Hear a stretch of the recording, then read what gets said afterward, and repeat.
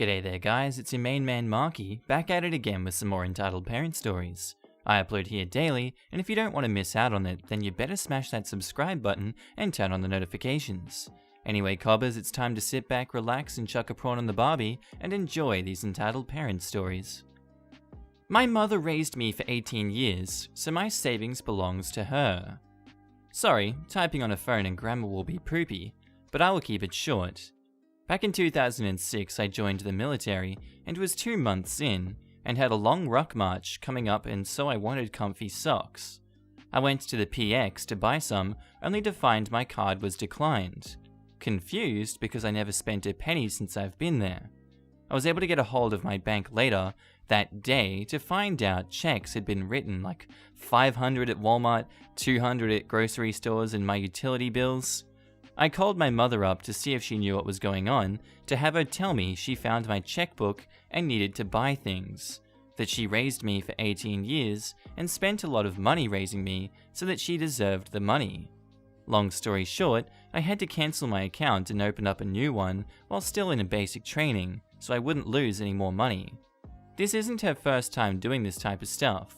My brother, who was also a POS, like her, was in jail for a few years, and she convinced him to make her his general power of attorney, and sold his cars and all his belongings to put money towards a new car she couldn't afford to drive, and had it repossessed within months because she didn't make one payment after she got it. Our next story was posted by user Rinky Dink Shink, titled Entitled Trick or Treating. We always get sweets and chocolates in for Halloween for trick-or-treaters. We don't get too many where we live, but I like to be prepared. I answered the door to a group of parents and their children a little earlier. First few kids, no issue, and then just when we think we're all finished, one of the mothers approaches me and says, "Don't you have any vegan sweets? My daughter is a vegan." I, a little surprised by her tone, reply with, "I only have these sweets. I didn't think to cater for specific dietary requirements." She looks me up and down. There's an awkward pause, then she says, "Well, you know, for next year." I laugh and say, "You mean, to skip my house next year?" What a joker! She strops off, daughter in tow. Poor kid's bag was empty. Our next story was posted by user 8kitty8, titled, "You're a bad influence, so I'm gonna ruin your wedding." Alright, formalities. I'm on mobile, so sorry for formatting and mistakes. Also, English is my first language, so have fun with that. This isn't a throwaway account, cause no one knows I have Reddit. EM is evil mother-in-law, F is my beloved fiancé, and me is me, obviously. So, some history. Me and my fiancé have been together since we were 13, and when we were kids, we made mistakes together. Note how I say that. We would screw around, make a mess, and overall be a little butts.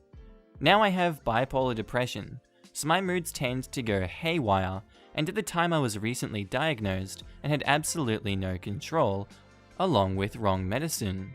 So me and him got in a bit more trouble when we were 14. Now, I will admit sometimes it was my fault, and sometimes it was his fault, though mostly it was us combined. But to his mother, I was the bane of her existence.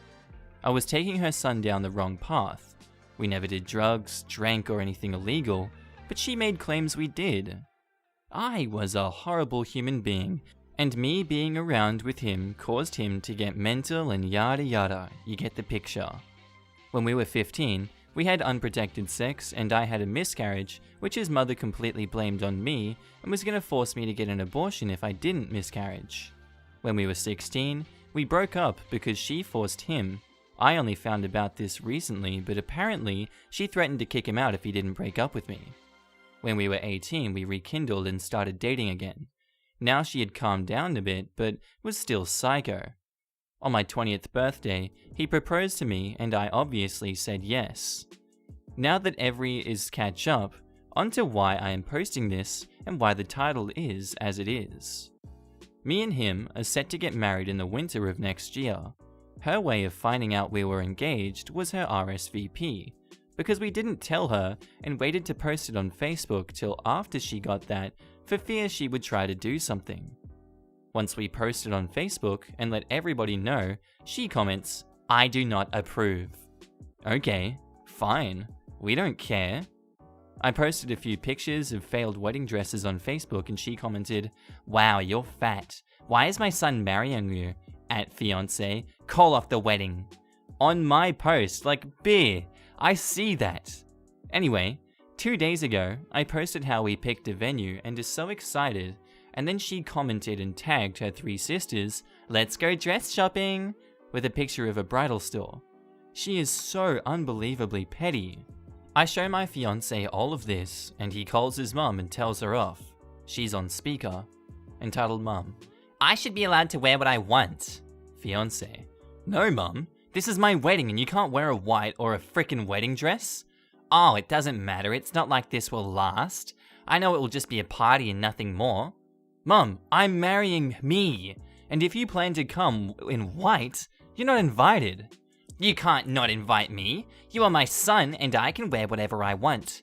Tell that tramp because I know she's behind this. She's forcing you, isn't she?" "No, she's not forcing me, and you're not coming now." Note, this isn't exact words since the conversation was seriously long, but it's a summary of the conversation. My fiance then hangs up, and she tries calling again and again, spamming his phone with text messages. He's been ignoring her, and I'm hurt and I don't know how to handle this.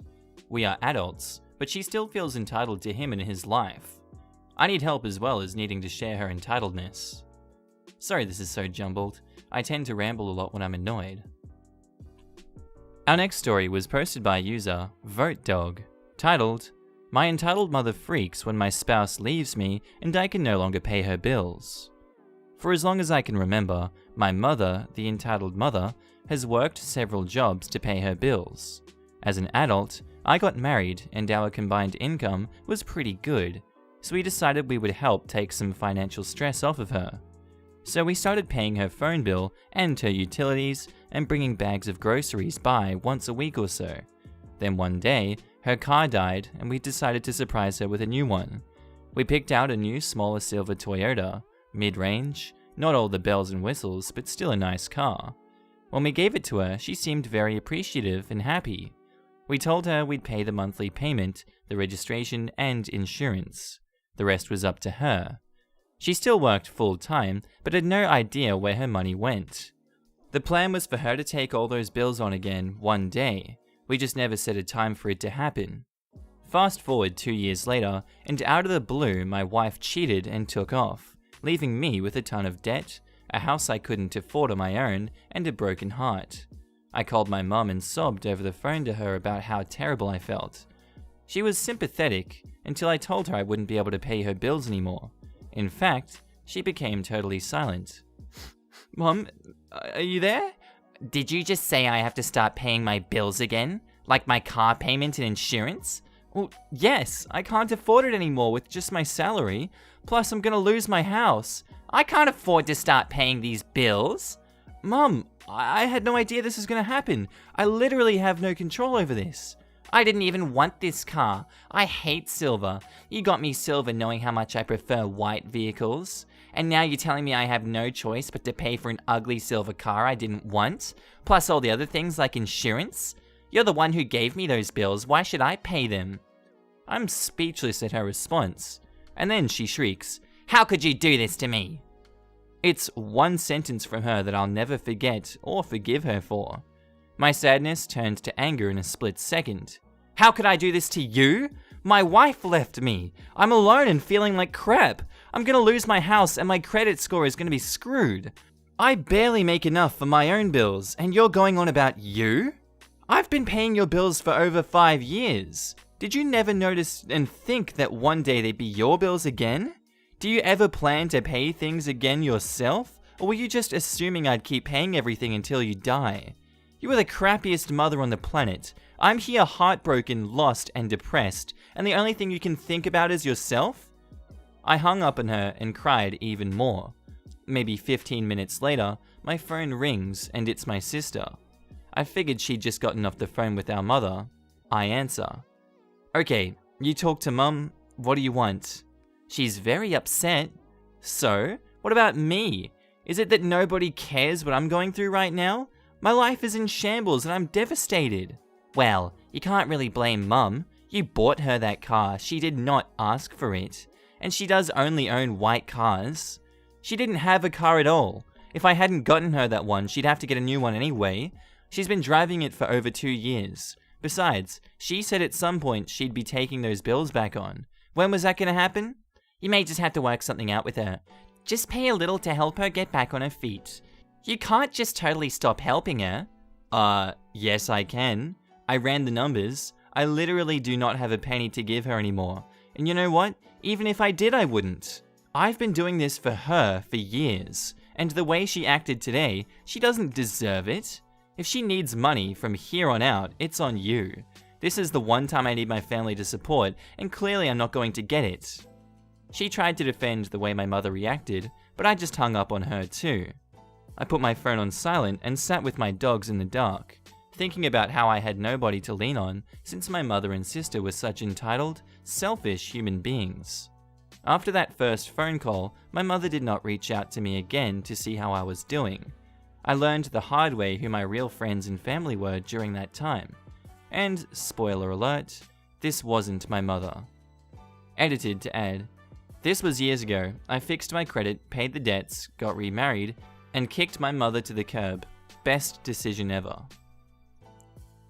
And there is an update to the story from 8Kitty8, titled, Update, you're a bad influence, so I'm going to ruin your wedding. Hey guys, so no, this isn't the wedding update, cause that's still got a few months to go. But this is the update on the security, and a few things you guys mentioned in the comments. So I've spoken with my family and his family. We came to an agreement to sit mother-in-law down and talk with her about the wedding. Me and my fiancé were back in our hometown recently, and we had dinner with his mother and father. I don't remember every bit of the conversation, so here is what I do remember. This is how the conversation went. F is fiancé, MIL is mother-in-law, FIL is father-in-law, and me is me, obviously. Fiancé. So Mum, about my wedding. Do you really plan to wear a wedding dress? Mother-in-law. Yes, I have the right as your mother to do such. She should not wear one. Fiancé. But this isn't your wedding. It's our wedding. You cannot wear a wedding dress. OP is allowed to do it, not you. No, I will not allow it. You know what? I still own your car and your phone. If you go through with this, I'm taking those away. Me. What? He's an adult. You offered to help him with that. Fiancé. You can't threaten me like a child anymore. Mother-in-law. Yes, I can. I have the right to do this as your mother. I brought you into this world. I can take you out. After that, it became a bit of a screeching match, which resulted in the father-in-law screaming, That's enough, mother-in-law. You are not entitled to his life. He's a grown-ass man and all you're doing is acting like the child you think he is. Honey, what are you saying? Of course I am. As his mother, you should respect his choices and let him live his life, not to try to control every aspect. I've had up to here with your attitude towards this. What are you saying? As your husband, I'm saying we are not going to the wedding, and you're lucky they're still allowing you to future events, but all you're doing is ruining your relationship with him. Mother-in-law shut up at that point and sat down and ate. Now, something about my father-in-law is he's very quiet and normally just lets mother-in-law go on, then handles things in the background. So that was the first time that I saw him angry.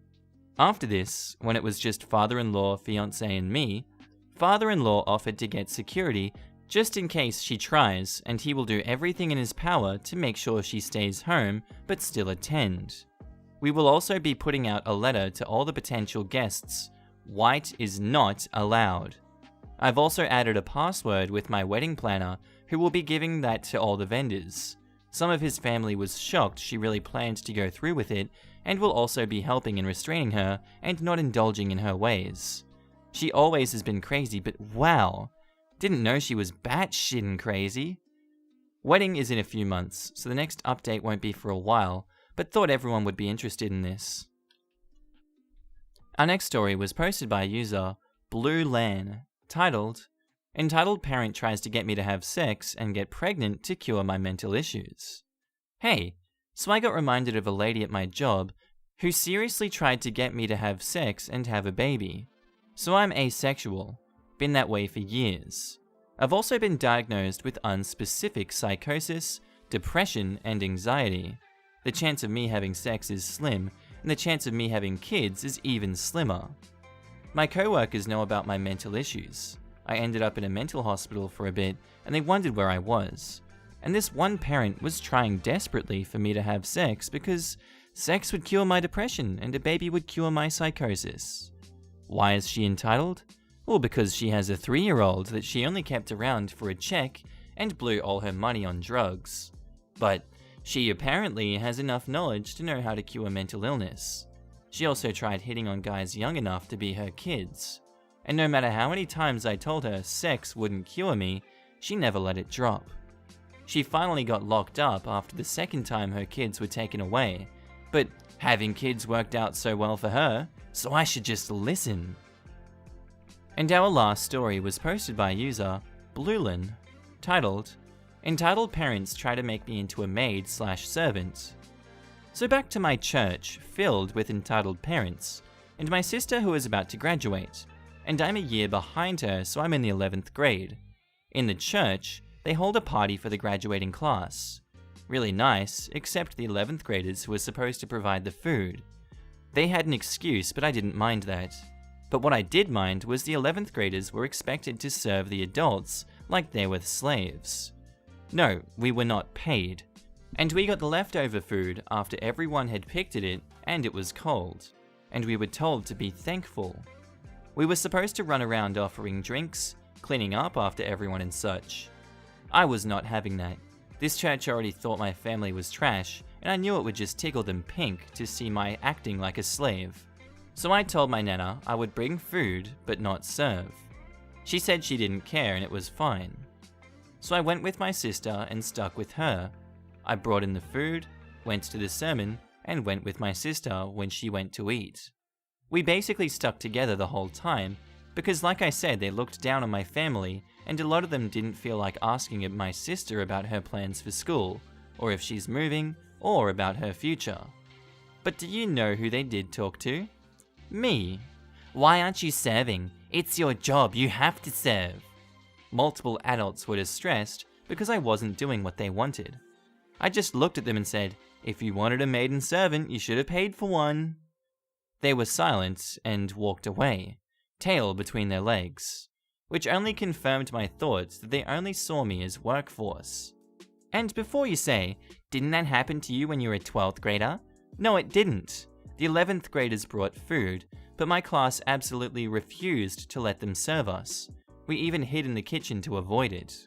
We got our own food and drink. The adults, however, had no problems with the kids serving them. And why am I posting so much? I'm supposed to be cleaning my apartment and avoiding it. Damn it. Anyway guys, that's the end of today's episode. If you liked it, tell me what you think of it in the comments below. On screen there's a subscribe button and a playlist if you'd like to listen to it to sleep to. I'd be more than happy to have that. Anyway guys, I hope you do have a good day and I'll see you in the next one. Bye.